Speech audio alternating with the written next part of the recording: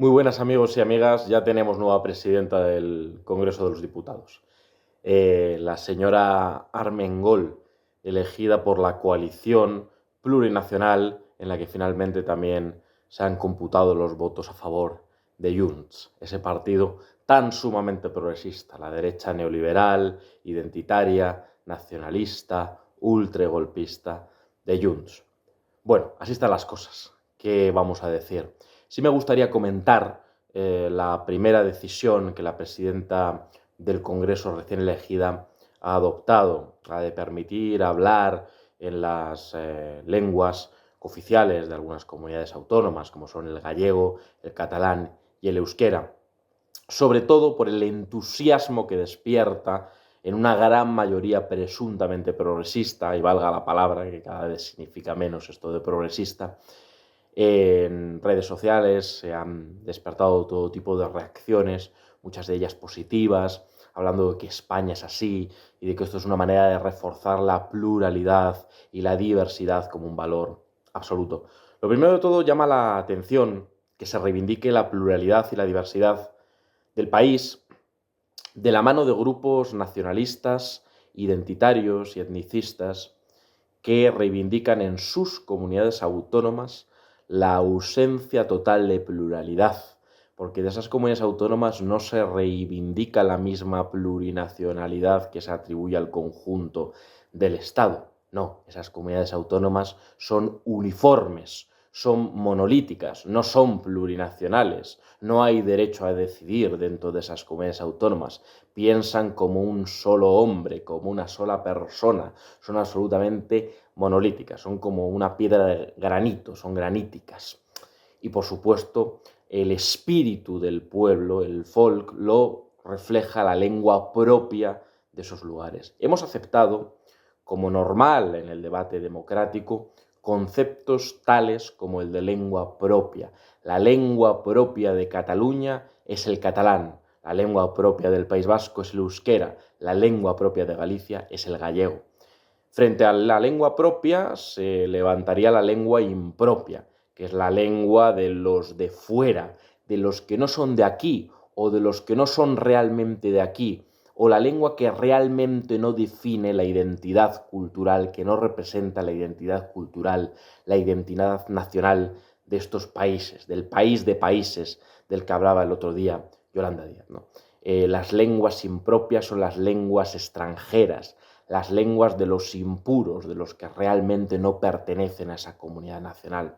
El delirio es tal que esas lenguas impropias, que esa lengua impropia es una, el español, que es la lengua mayoritaria de esas comunidades autónomas, indudablemente, y que además es la lengua común.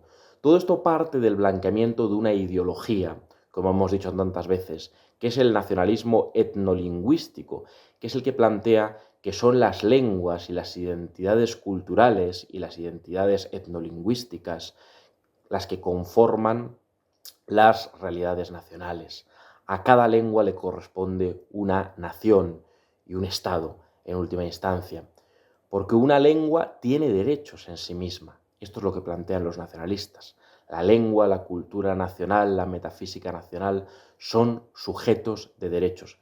Esto es una auténtica majadería ultrarreaccionaria y muy peligrosa, pero más peligroso es aún que hayamos naturalizado como normal en términos democráticos semejante aberración antidemocrática y antigualitaria, anticívica y antiprogresista, antisocialista y antiizquierdista, como semejante noción de que las lenguas, las raíces, los pueblos prepolíticos, los pueblos preexistentes a las comunidades políticas democráticas son sujetos de derechos, no las personas.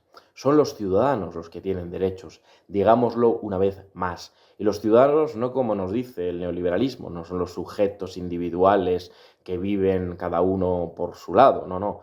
Los sujetos en relación a la sociedad política en la que coexisten con otros sujetos de derecho, es decir, los ciudadanos, no los individuos aparte, sino los ciudadanos de una comunidad política. Tengan la fe que tengan o no tengan ninguna, tengan la identidad que tengan o tengan muchas o no quieran tener ninguna, tengan una lengua o tengan otra, hablen una, hablen otra, hablen todas o hablen varias. La realidad es que son las personas las titulares de derechos en una comunidad política, no las lenguas, no las identidades, no las mitologías nacionales ni nacionalistas. Esto es lo que no entiende el nacionalismo. Y es normal que el nacionalismo, como ideología ultrarreaccionaria de extrema derecha que quiera cercenar el demos, que quiera romper y destruir la comunidad política y trocearla, estableciendo 1000 naciones etnolingüísticas en torno a cada lengua, en torno a cada cultura nacional, es normal que el nacionalismo no lo entienda. Es normal que el nacionalismo, como ideología antiigualitaria, se oponga a una convivencia verdaderamente plural y verdaderamente democrática. Lo que no es normal es que la presunta izquierda compre todo ese relato averiado, todo ese relato escacharrado, todo ese relato ultra reaccionario.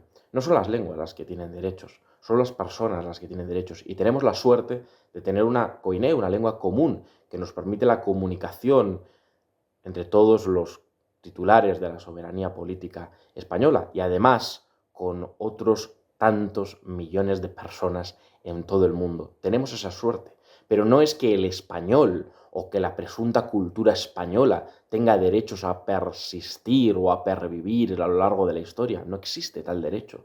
Eso es una ficción nacionalista que asumirían los nacionalistas españoles, pero los derechos los tendrán los titulares del demos político español, no el español o lo español o la cultura española o la lengua española. No tienen ningún derecho a pervivir en la historia, en el futuro. Son los conciudadanos españoles los que tenemos derechos y los que tenemos que tener iguales derechos a decidir todos en pie de igualdad, a redistribuir todos, a compartir el espacio público, a compartir la riqueza nacional. Y eso mientras que no ampliemos los espacios de ciudadanía. No son las mitologías identitarias, ni las raíces, ni los pueblos naturales o sobrenaturales los que tienen derechos, a no ser que dejemos de ser socialistas, como algunos presuntos socialistas han dejado de serlo hace mucho tiempo, y nos convirtamos todos en nacionalistas. Pero desde luego en el jacobino no estamos dispuestos en modo alguno. Convertir el Congreso de los Diputados ya no en una Cámara de Representación Territorial, sino en una Cámara de Representación Cantonal, en la que compartamos una verdadera ficción, y es que allí no están representados titulares de la soberanía nacional, sino titulares de los terruños, de los territorios, que representan los intereses propios antes que el interés común, el particularismo antes que la igualdad, los derechos de unos presuntos nativos antes que los derechos del conjunto de los ciudadanos. Es un colosal disparate, un auténtico delirio que nos lleva al absoluto desastre. España no es una metafísica. Las metafísicas, lo hemos dicho muchas veces, nos importan muy poco. España como identidad nacional nos importa absolutamente nada.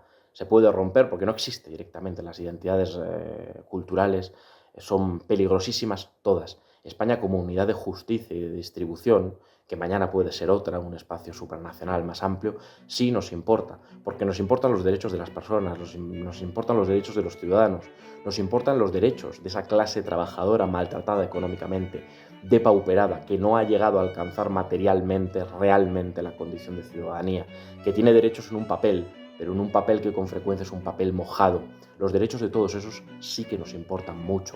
Se están estableciendo barreras etnolingüísticas dentro de una comunidad política para que un conciudadano de Cáceres, de Toledo o de Cádiz no pueda acceder en igualdad de condiciones, en igualdad de oportunidades a un trabajo en la administración pública en Bilbao o en Barcelona, en San Sebastián o en Gerona. Y eso es lo verdaderamente grave. Armengol no tiene otro supuesto mérito que el de haber demostrado ser mucho más una nacionalista que una socialista. De socialista no tiene absolutamente nada, no llega ni a socialdemócrata.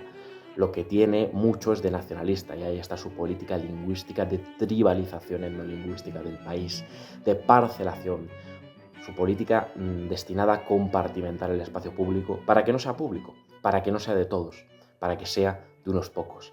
Eso es a donde nos lleva al desastre absoluto, al desastre más absoluto, el nacionalismo etnolingüístico ante el que hace tiempo se ha rendido nuestra izquierda oficial más reaccionaria.